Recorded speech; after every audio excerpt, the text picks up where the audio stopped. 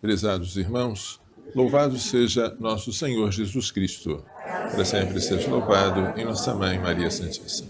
Estamos na solenidade da Sagrada Família Jesus, Maria e José, modelos de família. A primeira leitura, tirada do livro do Eclesiástico, contém um comentário ao quarto mandamento: honra teu pai e tua mãe, para que se prolonguem os dias na terra que o Senhor teu Deus te dá. É o mandamento que tem uma promessa. O comentário deste mandamento diz em que consiste honrar o pai e a mãe. Significa obedecer, respeitar, amparar na velhice, compreender quando ele já está perdendo a lucidez. Tudo isso é honrar pai e mãe. Qual é o prêmio de quem honra o pai e a mãe? Alcança o perdão dos pecados, evita cometer pecados, será ouvido na sua oração de todo dia, terá alegria com os seus próprios filhos, e o serviço feito aos pais servirá de expiação para os seus pecados. O Salmo 127 canta a alegria da família que teme o Senhor. É uma família em que há muitos filhos, os filhos são rebentos de oliveira ao redor da mesa, uma esposa bem fecunda, como uma videira no coração da casa. É uma família aberta à vida, é uma família generosa, uma família em que o Senhor põe a sua bênção, porque nesta casa as pessoas temem o Senhor. A segunda leitura é tirada da carta aos Colossenses e traz a aplicação da vida cristã para o ambiente familiar. Todos nós somos chamados a ser santos, devemos ter misericórdia, bondade, humildade, mansidão, paciência. Devemos nos suportar mutuamente, nos perdoar mutuamente, como o Senhor nos perdoou. Mas, sobretudo, devemos ter a caridade, o amor, que é o vínculo da perfeição, é o laço da perfeição. Tudo que fizerdes em palavras ou obras, seja feito em nome do Senhor Jesus Cristo. Esta é a diferença do Novo Testamento. Tudo se deve fazer no Senhor. Esposas, sede solícitas com os vossos maridos, como convém, no Senhor. Maridos, amai vossas esposas, não sejais grosseiros com elas. Filhos, obedecei aos vossos pais, porque isso é bom e correto no Senhor. Pais, não irriteis os vossos filhos, para que não desanimem. Assim, o ambiente familiar fica cristianizado. A gente faz qualquer coisa no meio da família, no ambiente da família, em nome do Senhor Jesus Cristo, dando por ele graças a Deus Pai. O Evangelho narra como a Sagrada Família teve que se refugiar no Egito por causa da perseguição de Herodes, que queria matar o menino Jesus, depois que soube que os magos tinham voltado para a sua pátria por outro caminho.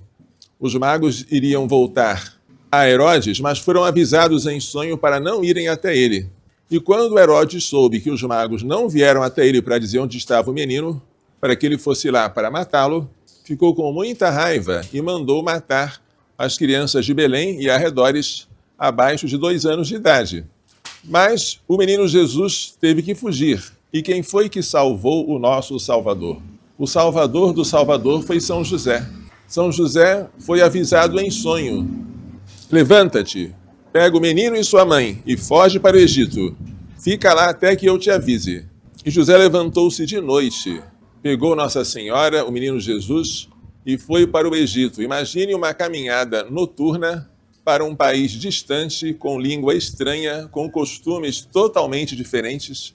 É assim que São José teve que obedecer à voz do anjo para salvar o menino Jesus e Nossa Senhora das mãos de Herodes. Lá no Egito, eles viveram como estrangeiros, até que Herodes morreu.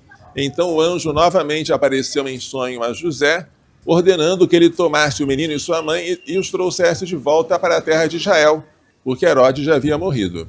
Mas lá em Israel, São José teve medo de se instalar em Belém, porque soube que Arquelau reinava no lugar de Herodes. Então ele foi avisado em sonho uma nova vez e foi se instalar na cidade de Nazaré. E foi lá que o nosso Senhor Jesus Cristo foi criado, na cidade de Nazaré, conhecido como Jesus de Nazaré, filho de José, o carpinteiro. Este evangelho narra como a Sagrada Família conheceu todos os altos e baixos, todas as vicissitudes que uma família conhece. A perseguição, a fuga, o exílio. E foi nesse ambiente que o menino crescia, que ele era protegido e que ele dava graças a Deus Pai. Jesus salvou o mundo, nós costumamos dizer, quando ele foi crucificado. E é verdade. Mas não só. Quando ele silenciosamente era submisso a seus pais em Nazaré, ele já estava salvando o mundo. O ambiente familiar é um ambiente de santificação, pelo qual nós damos grande glória a Deus. Não precisamos fazer coisas espetaculares fora da família para sermos santos. Quanto tempo Jesus passou fazendo milagres, exorcismos e convertendo pessoas com a sua palavra? 3 anos. E quanto tempo ele ficou humildemente escondido com seus pais? 30 anos. Veja como devemos dar valor à vida oculta na família. A família é tão boa que Deus quis que o seu filho único nascesse numa família. Família verdadeira, porque Maria e José eram verdadeiros esposos. Renunciaram de comum acordo ao ato conjugal, mas isso não tira a validade do matrimônio. E foi um matrimônio fecundo, porque o fruto do ventre de Maria foi nada menos do que Jesus, o Filho de Deus feito homem. Jesus quis nascer numa família para santificar o ambiente familiar e para nos indicar como nós devemos ser santos no meio da nossa família. Da família em que nós nascemos e da família que nós podemos constituir pelo matrimônio. Tudo tem que ser santificado no Senhor. A família, para ser santa, tem que ser aberta à vida. Portanto, uma das maiores ameaças à família são os anticoncepcionais de qualquer tipo. Tudo aquilo que torna o matrimônio infecundo é uma ameaça à família, porque destrói o amor, uma vez que o amor não pode ficar restrito a 2, mas tem que estar aberto a um terceiro. Entre 2 há apenas egoísmo. Egoísmo a 2, mas egoísmo. Portanto, a anticoncepção é uma grande ameaça à família. Houve tempo em que no Brasil e no mundo a anticoncepção era proibida. No Brasil, anunciar algum meio para evitar filhos era contravenção penal. Mas mais grave ainda que a anticoncepção é a esterilização, seja no homem, seja na mulher. A esterilização, até o final do século passado, era crime. E o médico que esterilizasse um homem ou uma mulher deveria responder penalmente. Além da anticoncepção e da esterilização, que são sempre pecados graves, quaisquer que sejam os motivos ou as intenções, a família foi ferida gravemente no Brasil pelo divórcio. O divórcio transformou o compromisso de viver até que a morte os separe num contrato temporário, até quando der certo, até quando nós estivermos de bom humor, até enquanto nós não estivermos brigando, até enquanto um de nós encontrar um outro para substituir este cônjuge. O divórcio foi horrível. Foi e é.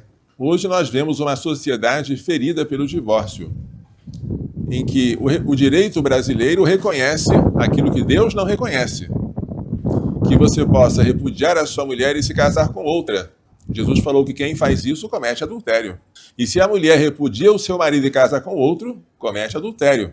E o convívio com uma outra pessoa que não seja aquela com quem você se casou, você pode dar qualquer nome bonito, mas a igreja dá o nome que Jesus deu: adultério. E os adúlteros não herdarão o reino dos céus. Não cometerás adultério é o 6º mandamento. Mas a gente se precaver contra todos esses males se a gente coloca a oração dentro da família. E como é bonito ver uma família rezando.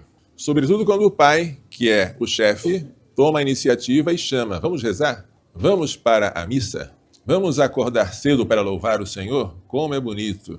E como é bonito ver o pai, a mãe e as crianças todos em oração. É uma cena rara, mas quando nós vemos é emocionante. Como na minha casa era assim, como eu não podia imaginar, eu criança, meus pais faltando à missa, em hipótese nenhuma, e como não faltava também na minha casa o terço todos os dias, Eu não sabia, fui descobrir depois que eu vivia num paraíso. E eu pensei, por que na minha família nós não temos esses problemas que aparecem nas outras? E eu não encontrei nenhuma outra resposta a não ser a oração perseverante diária com Maria, a semelhança daquilo que faziam os apóstolos esperando o Espírito Santo com Nossa Senhora em oração. Sobre os apóstolos em oração com Maria, desceu o Espírito Santo. Sobre a família que reza o terço unida todos os dias, o Espírito Santo também desce. E quando ele desce, ele não deixa ficar a desunião. O Espírito Santo é espírito de unidade. Ele impede as brigas, as separações, os divórcios. Ele traz alegria. Outra coisa que meus pais fizeram, já naquela época, foi livrar a nós, crianças, da corrupção das novelas. Naquela época, as novelas já estavam corrompendo a família e meus pais tiveram o bom senso de tirar as novelas de nós, graças a Deus. Hoje, com muito mais razão, os pais têm que ser severos em tirar de casa não só as novelas, mas qualquer coisa que venha a corromper a família. Hoje, um aparelho chamado celular é capaz de transformar qualquer mente de um adolescente em um campo de corrupção moral. Hoje, como os pais têm que tomar cuidado para não deixar uma criança ficar com o celular. Sabem de uma coisa? Eu fico mais chocado de ver uma criança ser corrompida por um celular do que de uma criança ser abortada. Uma criança abortada não vai para o inferno, nem comete pecado. Mas uma criança que foi corrompida, ela aprende a pecar. Roubam a inocência dela, destroem a sua pureza. Eu peço, queridos pais, tomem conta dos seus filhos. Que a casa de vocês seja de fato uma igreja doméstica. Que não haja lugar para as coisas que este mundo nos oferece e que são do mundo, não são para nós. São João Paulo II costumava dizer, o futuro da humanidade passa pela família. E o nosso saudoso bispo Dom Manuel Pestana Filho dizia, tudo que se fizer pela família ainda é pouco, e tudo que se fizer sem a família é quase nada. São José é especialista nas causas familiares. Foi ele quem salvou o menino e sua mãe das mãos de Herodes. São José pode ser invocado para favorecer a unidade da família, para obter filhos naqueles casais que são estéreis, para obter a reconciliação e a paz entre os membros da família. Vamos pedir a ele, o chefe da Sagrada Família, a sua castíssima esposa, a bem-aventurada sempre Virgem Maria, que nos façam compreender e praticar todas essas lições. Louvado seja nosso Senhor Jesus Cristo. Para sempre seja louvado e nossa Mãe Maria Santíssima.